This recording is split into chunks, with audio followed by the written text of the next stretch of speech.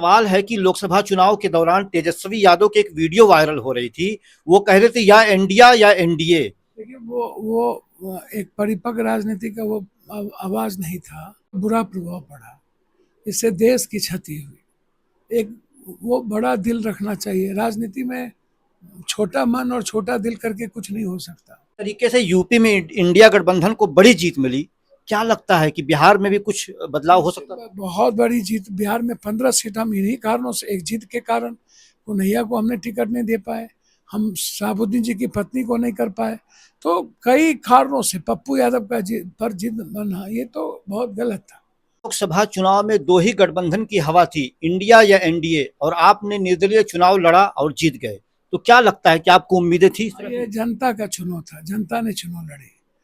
Helicopter के ऊपर यदि हम मांस भात खा रहे हैं, केक काट रहे हैं, तो आप उसको भी वायरल करेंगे। ये चीजें सही थोड़ी है। रियल एक्सप्रेस में आप सबका बहुत स्वागत है। मैं नदीम अहमद शेख, और आज हमारे साथ बातचीत करने के लिए मौजूद है नवनिर्वाचित सांसद पप्पू यादव जी। पप्पू यादव की गिनती बिहार के कद्दावर नेताओं में होती है, और अगर मैं कहूं देश के सबसे बड़े समाज सेवी तो शायद गलत नहीं होगा। सबसे पहले तो आपको मुबारक। बहुत बहुत धन्यवाद, नमस्ते।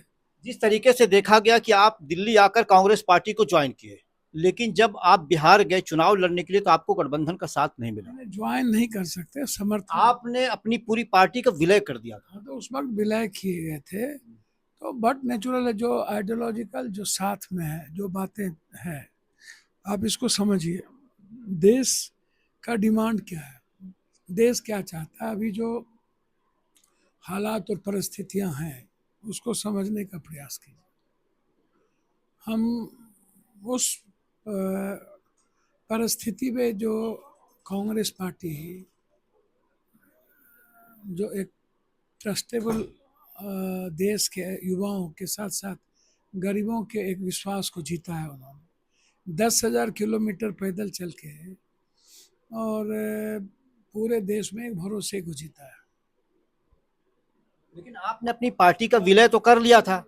मैं वही कह रहा हूँ, उन्होंने उन्होंने प्रधानमंत्री के लिए किसी अनैतिक काम तो नहीं किए, या किसी समाज, जाति, वर्ग, समूह विशेष, धर्म या किसी संस्था या किसी उसका इस्तेमाल तो नहीं किया, उससे गाली गलौज तो नहीं दी। वो एक देश की का जो लोकतंत्र है, उसका जो संविधान है, या आज जो देश के हालात है, आम युवाओं को लेकर, किसानों को लेकर, महिलाओं को लेकर, बेटियों को लेकर, ये सबसे महत्वपूर्ण है कि उसकी आवाज़ उठाई उन्होंने। और जो पप्पू यादव का जो सेवा है या न्याय है या जस्टिस है, ये सबसे बड़ा महत्वपूर्ण है कि हमें आम आदमी की हिफाजत कैसे करनी है, आम आदमी के लिए हमें कैसे जीना है, ये सबसे बड़ा महत्व, इसको समझने की जरूरत है। इस लोकसभा चुनाव में दो ही गठबंधन की हवा थी, इंडिया या एनडीए, और आपने निर्दलीय चुनाव लड़ा और जीत गए। तो क्या लगता है कि आपको उम्मीदें थी इस तरह ये की? जनता का चुनाव था, जनता ने चुनाव लड़ी, और सारी ताकत, ये चौथे बार निर्दलीय एमपी है हम। चौथे बार, एक बार नहीं, चौथे बार। और दूसरी सबसे बड़ी बात यह है, आप इसको ऐसे समझिए कि 7 बार एमपी एमएलए के बावजूद आखिर क्या कारण है कि जनता ऐसी चीजों को तवज्जो देती है?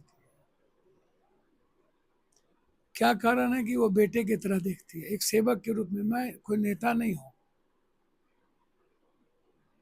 कोई मैं नेता नहीं हूँ। आपकी तस्वीरें वायरल होती है, कभी आप लोगों को राशन बांटते हैं, आप पैसे बांटते हुए भी नजर आए लोग।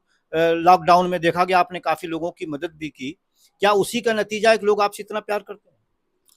भैया, मैंने क्या कहा कि ये देश का कोई हिस्सा नहीं जहाँ कोरोना हो या कोई घटना हो या भोज में घटना घटी हो, जहाँ पप्पू यादव ने जाके मदद न किया। ये सबसे बड़ा इम्पोर्टेंट। लेकिन एक सवाल है कि लोकसभा चुनाव के दौरान तेजस्वी यादव की एक वीडियो वायरल हो रही थी। वो कह रहे थे या इंडिया या एनडीए। देखिए वो एक परिपक्व राजनीति का वो आवाज नहीं था। उनको समझना चाहिए कि इससे इंडिया गठबंधन पर असर पड़ता, और वो हो गया। नतीजा हुआ कि सीमांचल, कोसी, मिथिला, उस इलाके की एक भी सीट इंडिया गठबंधन नहीं जीत पाए।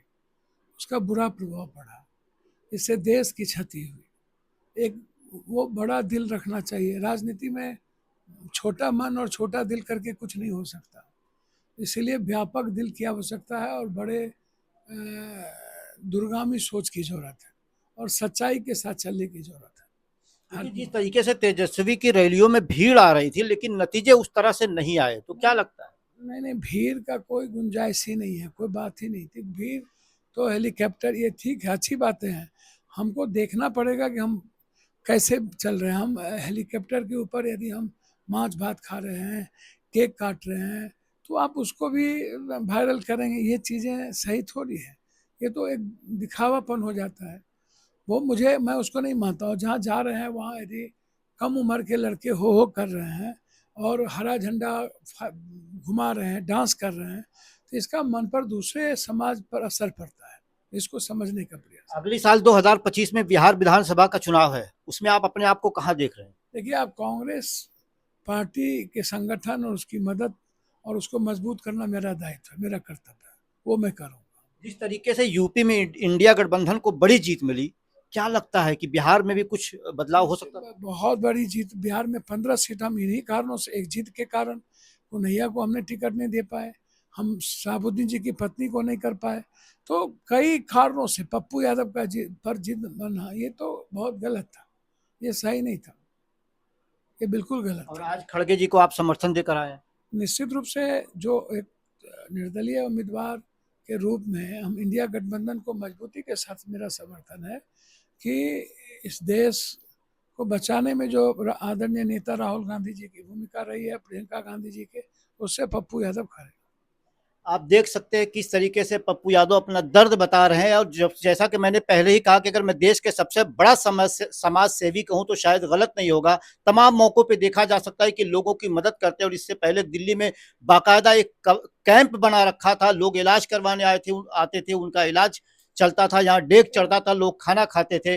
और आज पप्पू यादव का यही कहना है कि अगर हम बिहार में जिस तरीके से अगर एक होकर के चुनाव लड़ते थे, यूपी जैसे नतीजे बिहार से भी आ सकते थे।